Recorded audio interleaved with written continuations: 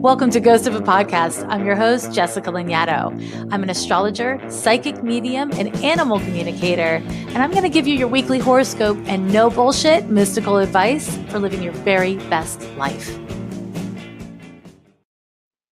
Hey everybody, welcome back to Ghost of a Podcast. This episode, I'm changing it up, and I've decided that what I'm going to do is I'm going to do my Q&A corner at the top of the episode, which means next, after this question, comes your horoscope and your astrology homework for the week. So stay tuned, listen up. There's a full moon. You're going to want to know. You're going to want to know. But first, I'm going to answer a question by OB, and it's such a good question. OB says, "Hey, Jessica, I've been a fan of yours since your segment on self-service podcast." Thank you. This week's podcast has allowed me to reflect on my relationship with alcohol. I recently turned 21 and I feel like drinking has taken a toll on me negatively. I find it hard to work hungover and have built up anxiety after binge drinking. Every time I try to get sober, it seems like a close friend reaches out and there's always alcohol involved. When we go out, I end up having a drink and then I get into fuck it, I might as well drink more mentality because I feel like I've already ruined my cleanse. Do you have any tips on drinking socially and responsibly?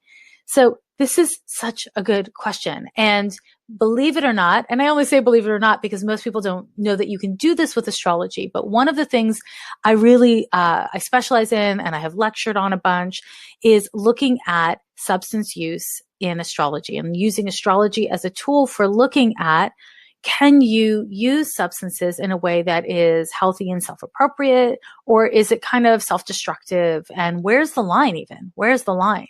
The thing about addiction is that substance abuse is really only a symptom and a negative consequence of being an addict, of addiction. And, you may disagree with me about this. I'm okay with that. We don't have to agree about everything. But, I've worked with people for a lot of years and I have a lot of ideas about how addiction runs in people as an astrologer and a counselor. And what I've really seen, that the one thing every single person who has struggles with substance abuse has in common, or any other kind of addictive behavior really, it's that you don't want to feel what you're feeling, that the feelings you're having are uncomfortable to sit with. And so you get lit so that you can feel differently. That's the move. That's the move. And you know what? It works. Smoke weed, watch 12 hours of Netflix, get drunk. You're going to feel differently. That's the reason why we do it. And on the short term, that's really useful, right?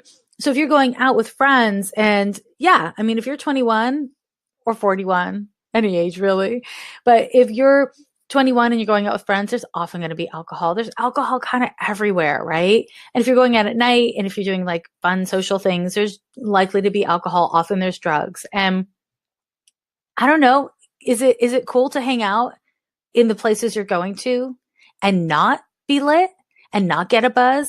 Because if those places are boring or uncomfortable when you're not buzzed, then there's this larger question of, what are you doing with your life? Who are you hanging out with? Is it working for you? Because at around 21, this really interesting thing happens, and it happens to all of us. It's this transit, which is an astrological event, and it's called the Uranus Square. And it's when we individuate. It's when we really separate from our teen years and step into our 20s and we become adults. And most people who are older than 25 can look back at around 21 and be like, oh yeah, this is when I moved out or this major thing happened for me.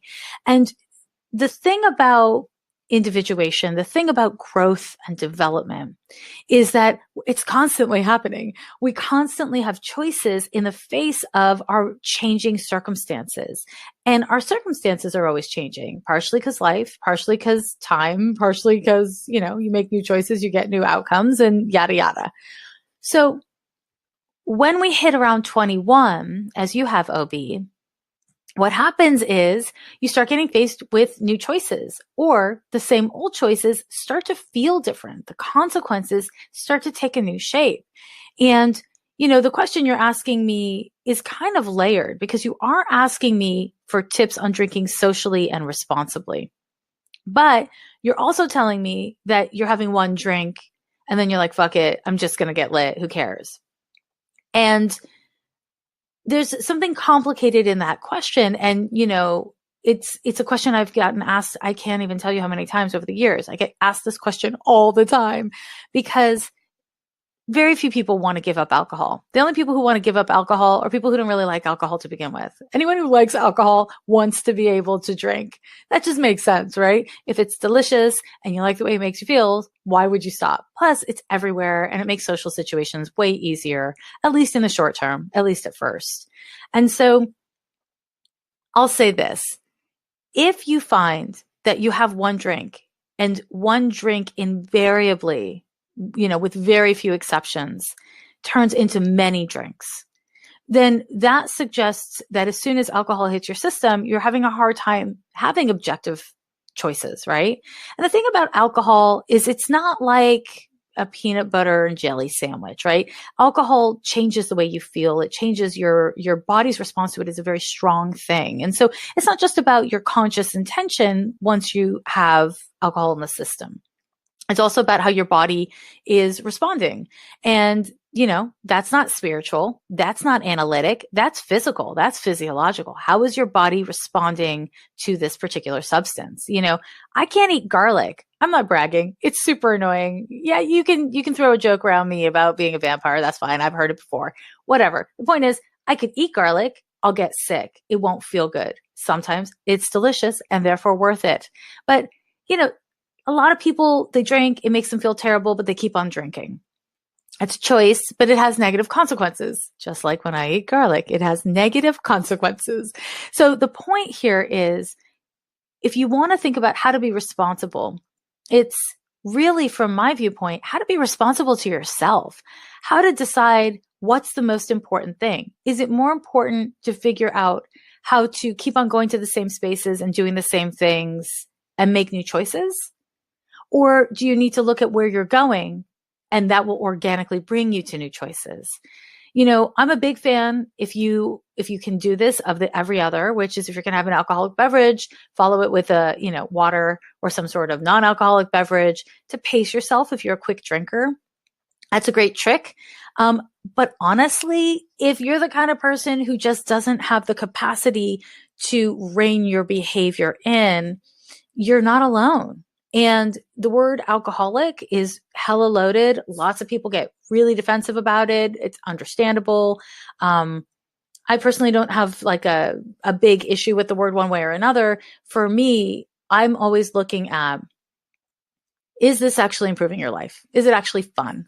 And if the answer to that is no, it's actually not fun most of the time, or it may be fun, but it's costing me more than I want to pay, then it's really important to look at, do I choose it anyways? And am I willing to bear the consequences? Because what is for sure true is that you can pull a lot of crazy stuff off in your 20s, and it gets really hard to pull off in your 30s, and it gets kind of rough in your 40s, and on we go. So, I would simply say to you, it really sounds, OB, like, this isn't working for you. That you feel crappy. It's not helping your mental health. And it's not working for you. So if you can try having a beverage and then one or two virgin drinks and then another beverage, fantastic. Keep that up. Pace yourself. But if you find that as soon as you get any kind of buzz, you just start like pounding drinks, then that's something to be really aware of and to take ownership of, because the only way to be responsible is to own where you're starting from and to own your own behavior. And it is hard. I'm not trying to say it isn't hard, but I am going to say that it's way easier to not develop a really destructive behavior than to see yourself developing a destructive behavior and be like, oh, don't worry about it. I'll just deal with it later. Because problems that are self-destructive don't generally get a lot easier to deal with over the course of time. I know it sounds too simple, but it's real. And I'll say, kind of connected to all of this, that this is a really dynamic time for you. If you're around 21, OB, or anyone else listening, you're at this really creative, fertile moment where you can go in any number of directions. It's exciting. It's upsetting. It's scary. It's all the things. And, if you can make life affirming choices, Even if you risk loneliness or missing out on some parties or whatever it is, that'll probably take you pretty far. And if it's hard for you to think about doing that, don't think about doing it forever. Think about doing it for a month. Think about doing it for 3 months as an experiment and see what happens. See what friends kind of fall off and what friends start becoming more interesting to you. See if you miss out on a lot of awesome stuff and kick yourself, or if you actually don't miss out on anything worth actually doing. It's important to experiment is what I'm trying to get at. It's important to experiment in all phases of life, but certainly around 21. Experiment. Try out different ways of being and see what works for you. And the thing about life, the thing about being an adult is you alone are responsible for your choices. So you get to screw up in the most spectacular of ways and you get to thrive in the most spectacular of ways. But it all takes some measure of work and it takes some measure of intention. And so I hope this is helpful. I hope this kind of guides you towards how to think about this, because it's kind of simple, really, in terms of the action part. It's moderate your drinking. If you can't moderate it, consider stopping, right? But on a more emotional, spiritual, and psychological level, it's quite complicated. It's about sitting with your feelings. It's about the kinds of social situations you really want to be in and what kind of sacrifices you're willing to make around your mental and emotional health if alcohol does take its toll on you in that way. It's hard. Adulting is hard. It's not just you. It's complicated. But I think the fact that you're asking questions and hopefully the fact that you'll continue to ask questions, that is a really good sign. And with that, my friend, I say the best of luck to you. If this was helpful, please at me or write me back. Let me know if you have any other questions and we will get at this because it's a big deal. It's a big question. All right. Talk to you later. Bye.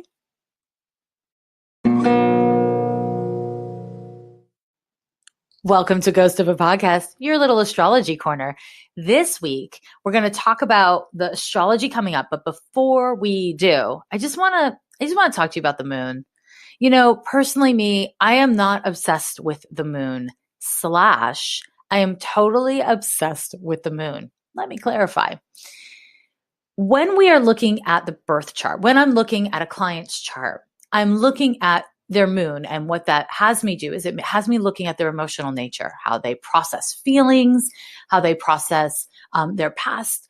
In fact, the moon represents your past experiences. It represents your childhood issues, how you felt in your childhood. And it is related to so much of your innermost psychology and your emotional wellness. The journey towards emotional maturity and emotional freedom is found in astrology through the moon. Through the moon is very important. The moon in your birth chart is incredibly important. Now, when I'm talking about horoscopes, when any astrologer is talking about horoscopes, we're talking about something called transits. That's what it is. It's transits. It's planets transiting through each other. As you'll hear me say over and over again, astrology is hella math, and that is what that is. So when we're looking at something like a new moon or a full moon or a transit from the moon to another planet, we're essentially talking about moods. And the thing that's super cool about this is that your moods, your feelings, they come and they go. Just like the moon, it moves really fast. It moves through all 12 signs every single month, right? And so just like the moon, our moods move quickly. And just like the moon, our moods are, in a way, these isolated things, right? This is how I feel right now. This is how I'm reacting right now. But in fact, what it is that every mood, every emotion is part of this larger cycle of our personal experience in our bodies, in our psyches, and in our relationship to the world, to life, and to other humans and cats and things. It doesn't have to be cats. It can be dogs. It can be snakes. I'm not trying to say it has to be any of those things. You get where I'm going. The point is the moon. The moon represents your feelings. And it's really important that we all acknowledge and agree that facts and feelings are two different things. Your feelings are not facts. Facts are facts. Your feelings are feelings. And your feelings are incredibly valid and important. And they don't have to be facts in order for them to be valid and important. but they are subjective. They are constantly shifting. And so it is important to understand that what the moon represents is kind of the astrology of the shift. It gives us a sense of the potential of our emotional cycles of development. It is so cool. It is so cool to know that there is a bigger picture to how you're feeling right now. If when you were 15, you were constantly depressed and miserable and felt super alienated and isolated, and now you're, 38 years old and you don't feel those ways, but on the days where you do feel that way, it does refer back to 15-year-old you. Of course it does, because your origin story is always your origin story. And for some of us, that's a big yay. For some of us, that's a huge boo. And that's okay. Either way, what's important for us to really acknowledge is that our cycles of development and the journey towards emotional wellness, emotional maturity, it's just that. It's a cycle. It's a cycle. And so whether you're down right now or you're up right now, the kind of ideal path is to not get too attached, to not over-identify with how you're feeling in such a way that you feel like you have no choice, like you're never going to feel any different way. When we have kind of a sense of freedom and a sense of flexibility within our emotions, aka when we're not attaching to all of our feelings, what we can do is make choices. We can see that we have more options than we otherwise thought we would. And so this is actually a huge thrust of my work, is I'm constantly trying to support people towards emotional maturity and emotional embodiment, because I believe that that is a foundational key to being happy and being at peace in your own skin. Really confronting your deepest fears, your fears of abandonment, your fears around, do I have enough for me? Is somebody trying to take what I have? And this can really be a powerful opportunity for you to look at those things with openness and with kindness. The full moon, any full moon, always represents a time of closure, a closing out of a cycle. And it is a potential for us to look at the opposing forces within us and make a new sort of sense of it, to make some sort of peace with it. The mistake that most of us make most of the time is we want to look outside. We want to look at what's so-and-so doing. Why did so-and-so do this, or why did they not do that? And it's compelling, right? And it's certainly that Venus-Pluto transit is going to make you want to do that. It's going to give you an excuse to do that. But the truth of the matter is, it's on you. Your choices are a reflection of you. What you choose to consent to, what you allow yourself to obsessively think about, is on you. And I'm not trying to suggest that it's easy to control or contain your thoughts, especially your self-destructive or your compulsive thoughts. It's not. It's very hard. And that is why they invented psychology and all these other things, all these other self-help things. This work is hard work, but that doesn't mean it's not good work. And it doesn't mean you shouldn't do it. And this particular full moon is so creative. It is such a profound opening for you to be able to connect to your actual self here and now, to really get grounded with self-acceptance and get grounded with self-awareness, and to allow yourself to use it around parts of yourself that are not functioning at their heaviest. So my hope for you around this full moon is to look at what you're holding on to that is actually toxic for you, what you're holding on to of an ex, of something or someone that you just can't stand, and to really try to let go of the compulsive, self-destructive part of it and look at your own part of it. If I may shift to a moment of politics, at this point, I hope if you've already read my work, I do not like Trump. I am very against Trump and hate in general. And I really think at this point, of course, we need to impeach him. We need to impeach his whole team and all of that. But at this point in human development, the real potential here is that we unite as a people against hatred in all of its forms, in its microaggressions and in its policies and in systemic ways. We really rally first ourselves as individuals and be willing to take personal responsibility for the shadow side of the ways in which we have shitty values, the ways in which we've been lazy or careless or hurtful or hateful, because we're humans. And here's the thing, everybody has Pluto in their chart. Everybody has Neptune in their chart, which is to say everybody has a shadow side. Everybody disassociates. We're not meant to be perfect, but if we can, as a people, really rally ourselves, our communities, our country, and stand up and choose love, not in some airy-fairy way, but in a way that says, yeah, climate change is real and we're going to work to promote the betterment of the environment. Yeah, we're going to prioritize children and their education over military. Yeah, we're going to prioritize the safety of people over the wealth of the NRA. Being able to put our money where our mouth is, that is spirituality in action. That is emotional intelligence in action. It's participating in the world in a way that accurately reflects what you value and what you want this world to be. We're not meant to wait for someone else to do it for us. We're meant to look at the ways in which we feel called to participate, because you can't do it all. I mean, not every person is going to be an activist. Not every person is going to be able to get interested in climate change or, be able to reform voting laws. But every person can do a thing. Every person can work on themselves.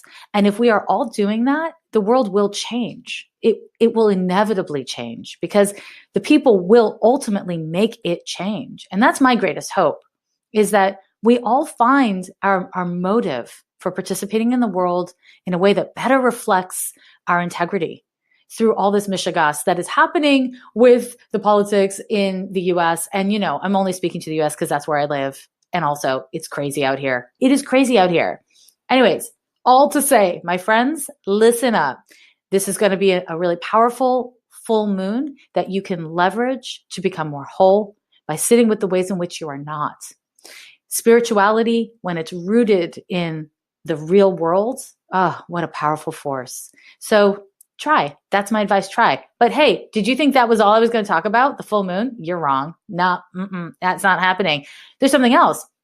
On the 27th, 2 more things that are worth mentioning are happening. Mars goes direct. And this is a very exciting thing. I've talked about Mars retrograde. Mars is currently retrograde in Capricorn, and it goes direct. And so, yay, things are going to move forward. And we're going to kind of like over the next week or couple weeks, going to gain greater momentum with the projects that we've started over the last several months. And you know what? Just pay attention to it. It's really great, but there's not too much I want to tell you about there because there's something else happening on the 27th. And that is Mercury is forming a square to Jupiter. Now, this particular transit it's got its pros and cons. So one thing that's really fantastic about this transit is it can be a time where you learn. It increases curiosity. It increases a willingness to ask questions, have conversations, put yourself out there. Now, the bad news is that it inclines people to mansplain. All the people, not just the men, all the people. It inclines people to lecture when they think they're explaining. It inclines people to do a lot more talking than listening. The potential here is that you can really challenge your ideas about the world and learn something new. That's the great potential. And the risk is that you just allow yourself to be kind of self-congratulatory and to just, pat yourself on the back about what you believe, or bark at people and tell them what they should believe. So, don't be a dick. Try to not be a dick. Just listen. Make sure you're asking as many questions as you are kind of able to around this time. This can be a time when we look at the kind of big picture of the week. This can be a time where you kind of come to awareness about some kind of deep stuff over the weekend or the start of the week. And then as the week progresses, you can develop ideas that justify whatever it is you've discovered about yourself or the world. Or this can be a time where you come into contact with those difficult things and then you unpack it and you learn something new and you're willing to expand what you understand. Obviously, I think you should do the latter if you can, but shoulds are dumb. I'm not really trying to tell you what you should do, but I'm just going to encourage you to be open. And it might mean that you need to sit alone with your Dear Diary, or like call up your shrink, or talk to your bestie and really unpack ideas, messy, complicated ideas, to come to a more whole and streamlined truth.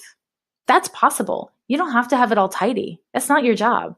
Your job only is to find the truth and to find something that is kind of like a kind and sustainable container for that truth. See what I'm saying? That's the move, guys. That's the move. It's really nice that you listen to this podcast. I hope you share it with your friends. Also, you can share it with your frenemies. I think that's fair. Help them become better people. Because you know what? Let's be honest. There's only one reason why someone's a jerk. Not one. There's a lot of reasons why people are jerks. But ultimately, from a spiritual standpoint, shitty people do shitty things because they feel shitty. And you don't have to be a shitty person whisperer. You don't have to go out and fix the shitty people of the world. That's not your job. I hope you have a really great week, and that you subscribe and rate and all the things that people do with podcasts around the world, because people do things with podcasts. And I hope those things, if you like this podcast, are the things you're doing with mine. Thanks so much. I'll talk to you next week. Every year they say the end is near, but we're still